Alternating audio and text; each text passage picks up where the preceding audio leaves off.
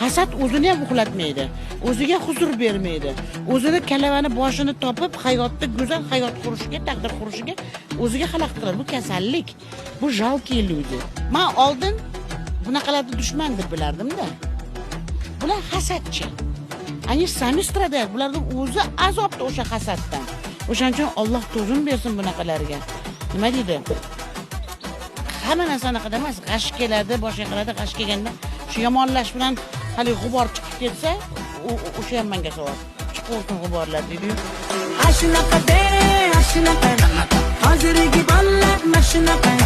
Sevaman deydi, o'laman deydi, bilaman